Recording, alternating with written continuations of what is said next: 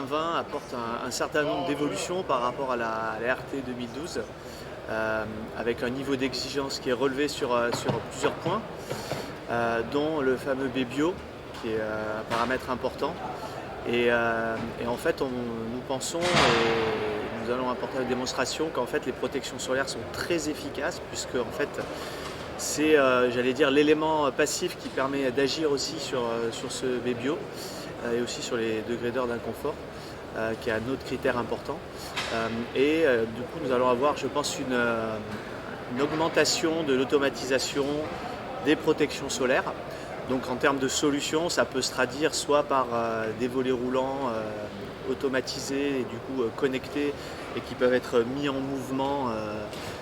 par l'intermédiaire de notre box Taoma par exemple, et qui vont permettre du coup de gérer, suivant les heures de rensoleillement de la journée, l'ouverture ou la fermeture des protections solaires, et préserver du coup aussi la fraîcheur de l'habitat par exemple en été. Ça c'est le premier point. Il peut y avoir aussi des brises-soleil orientables qui peuvent être aussi mis en mouvement et qui vont apporter un certain nombre de bénéfices. Donc toutes ces solutions qui bénéficieront d'une automatisation et de la connectivité. Ça peut être aussi couplé avec des capteurs d'ensoleillement, permettront d'être valorisés au travers des moteurs de calcul de la nouvelle réglementation environnementale et d'apporter des bienfaits sur l'impact carbone et aussi sur le bilan énergétique du bâtiment.